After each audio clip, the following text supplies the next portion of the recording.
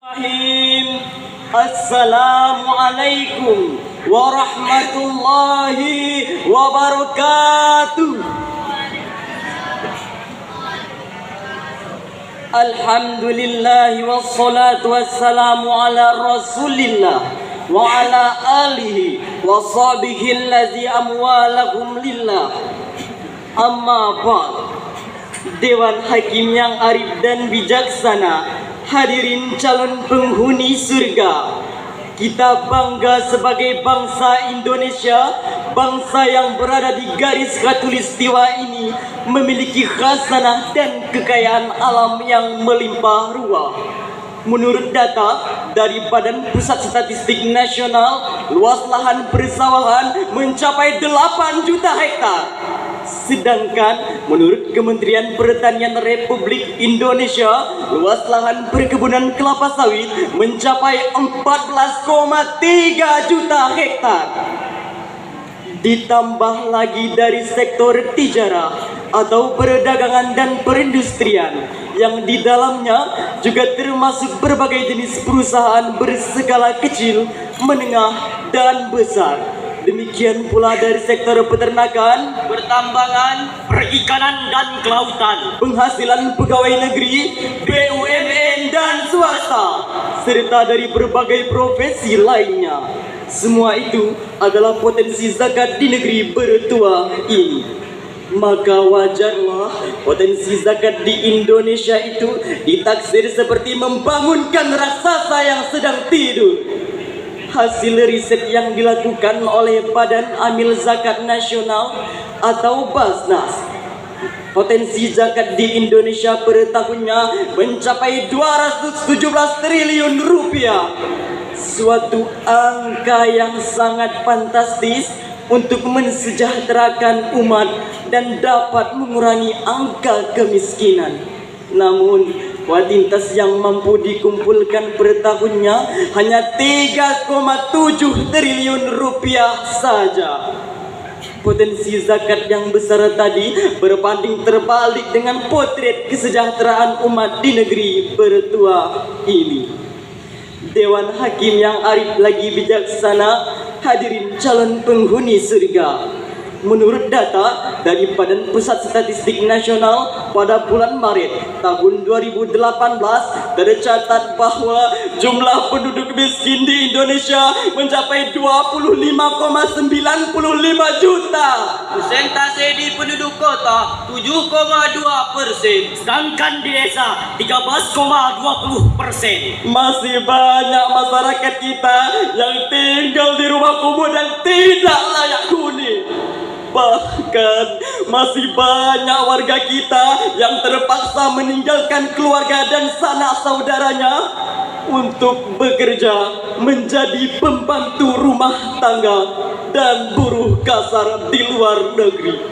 Potret ini sungguh sangat memilukan dan menyedihkan hati kita, karena terjadi di negeri yang banyak sumber rezeki untuk berbagi. Atas dasar inilah maka tergugah hati kami bertiga untuk menyampaikan syarahan Al-Quran yang berjudul Optimalisasi Pengelolaan Zakat untuk Mensejahterakan Umat, dengan landasan firman Allah dalam Al-Quran surah At-Taubah ayat 103 berikut ini. Billahi minasyaitonir rajim.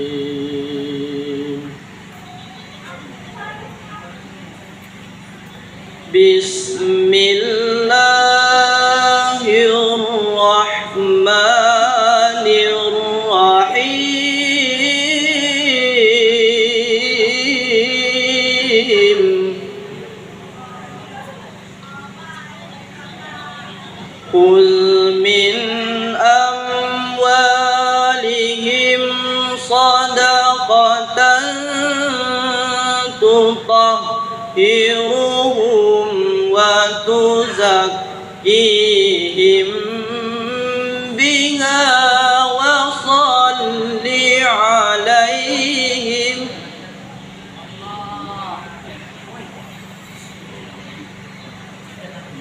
Inna salataka sakanun lahum wallahu sami'un alim.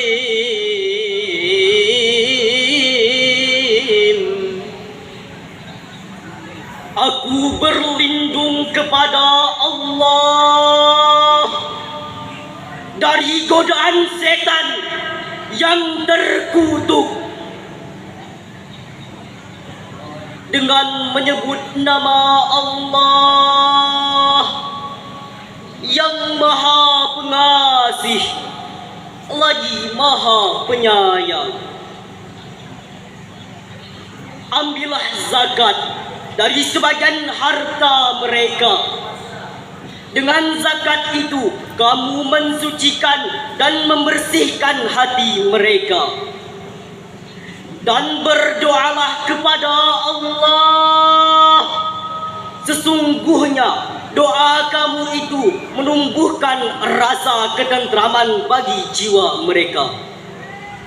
Allah Maha mendengar, Maha mengetahui. Dewan Hakim yang arif dan bijaksana, hadirin yang dimuliakan Allah. Syekh Profesor Dr. Wahbah Az-Zuhaili dalam kitab tafsirnya Al-Munir jilid 6 halaman 28 menukilkan sebab turun ayat tadi dari Ibnu Jarir dari Ibnu Abbas radhiyallahu anhu berkenaan dengan Abul Wahbah dan teman-temannya yang mengikat diri ke tiang-tiang Masjid Nabawi dan tidak mau dilepaskan kecuali oleh Rasulullah sallallahu alaihi wasallam. Atas dosa mereka tidak ikut dalam perang Tabuk. Setelah dilepaskan, mereka menjumpai Rasulullah dengan membawa sebagian harta mereka. Lalu mereka berkata, Wahai Rasulullah, ambillah sebagian dari harta kami ini dan bersedekahlah untuk kami dan memintalah ampun untuk kami. Lalu Rasulullah menjawab, Aku tidak akan mengambil sedikit pun dari harta kalian dan datang perintah Allah. Sehingga turunlah ayat yang dibacakan tadi.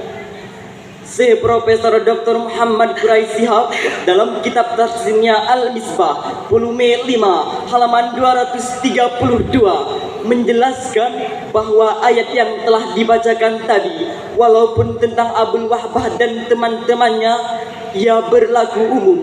Demikian pula walaupun dalam redaksinya khusus ditunjukkan kepada Rasulullah, ia berlaku umum, yakni ditunjukkan kepada siapapun yang menjadi penguasa. Profesor Dr. Yusuf Al-Qaradawi dalam karya monumentalnya Fiqhuz Zakah jilid 2 halaman 747 mengatakan bahwa kewajiban zakat bukanlah kewajiban yang bersifat individual, sehingga siapa yang kuat iman dan mengharap balasan akhirat akan menunaikan zakat, sementara yang lemah iman dan bakhil tidak menunaikannya. Sekali-kali tidak demikian. Kewajiban zakat yang bersifat manajerial menjadi tugas penguasa atau yang ditunjukkan oleh penguasa untuk melakukan pengelolaan dan pendistribusiannya secara profesional dan proporsional. Dapat kita pahami bahwa peran penguasa dalam meningkatkan kuantitas zakat per tahunnya memiliki peran yang sangat signifikan. Siapa kita? Indonesia. Siapa kita? Indonesia. Siapa kita? Indonesia. Takbir, Allahu Akbar. Sebuah senandung mengingatkan kita, bagi muslim yang banyak harta, hitunglah ia batas nisabnya. Kalau setahun sudah dipunya, ambillah zakat hartanya. Bayarlah zakat kepada mereka 8 golongan yang Allah suka, agar berkah selalu terbuka. Akhirat kelak berbalas syurga. Akhirat kelak berbalas syurga. Profesor Dr. Yusuf Al-Qaradawi dalam kitabnya Fiqhus Zakah jilid 2 halaman 543 menjelaskan bahwa para ahli ekonomi telah mengingatkan hal yang sangat penting, bukan hanya soal persoalan meningkatkan pendapatan, akan tetapi bagaimana pendistribusian dan pengelolaannya.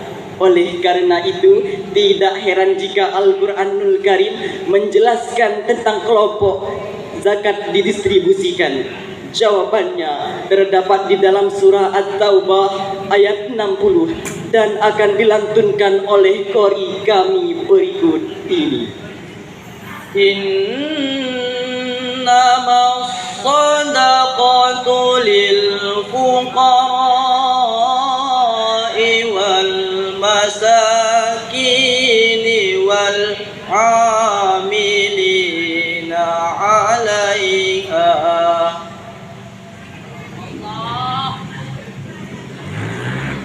wal mu'allafati qulubuhum wa fir riqabi wal gharimina wa fi sabilillahi wa ibnis sabil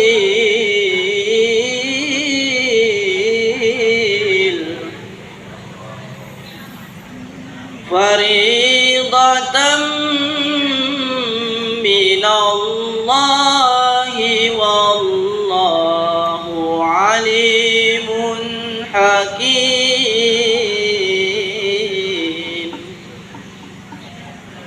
Fariidatan minallahi wallahu alimun hakim. Sadaqallahul azim. Sesungguhnya zakat itu hanyalah untuk orang-orang fakir, untuk amil zakat, untuk orang yang memerdekakan hamba sahaya, untuk orang yang membebaskan orang yang berhutang, untuk jalan Allah, untuk diwajibkan Allah. Allah Maha mengetahui, Maha bijaksana. Maha benar Allah dengan segala firman-Nya. Dewan Hakim yang arif dan bijaksana, hadirin yang dimuliakan Allah. Profesor Dr. Muhammad Quraisy Shihab dalam kitab tafsirnya Al-Misbah volume 5 halaman 141 menjelaskan tentang kelompok-kelompok yang berhak menerima zakat. Para ulama telah sepakat bahwa terdapat 8 golongan yang berhak menerima zakat dan tidak boleh diberikan kepada selain mereka. Karena di dalam ayat tadi terdapat kata innama yang di dalam ilmu ma'ani merupakan salah satu adatul khas yang berfungsi untuk menspesifikasikan. Pertanyaan penting selanjutnya, apakah zakat yang telah dikumpulkan didistribusikan kepada semua golongan yang disebutkan di dalam ayat tadi, dan haruskah dalam jumlah yang sesuai? Profesor Dr. Yusuf Al-Qaradawi dalam kitab tafsirnya Fiqhus Zakah mulai halaman 686 sampai halaman 694 mengatakan bahwa terdapat perbedaan pendapat para ulama mengenai masalah ini. Di akhir penjelasannya, ia mengambil kesimpulan bahwa jika zakat yang dikumpulkan banyak dan tingkat kebutuhannya sama, maka zakat dibagikan kepada semua golongan yang disebutkan di dalam ayat tadi. Dari uraian demi uraian yang telah kami sampaikan, dapatlah kita ambil beberapa kesimpulan. Pertama, Indonesia memiliki potensi zakat yang sangat fantastis. Namun, kuantitas yang mampu dikumpulkan per tahunnya masih sangat rendah. Kedua, peran penguasa dalam meningkatkan kuantitas zakat per tahunnya secara profesional dan proporsional memiliki peran yang sangat signifikan, terutama untuk membuat beberapa regulasi yang mengharuskan setiap muzaki di negeri ini membayar zakat. dan akan dikenakan sanksi jika mengingkarinya. Kita yakin hadirin, jika setiap muzaki di negeri tercinta ini mengeluarkan zakat, maka fungsi zakat untuk mensejahterakan umat akan terwujud. Dan Indonesia akan menjadi negara yang sejahtera, hebat, bermartabat, dan maju.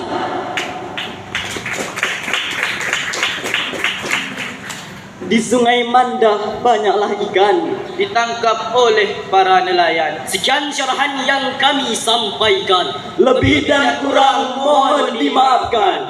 Wassalamualaikum warahmatullahi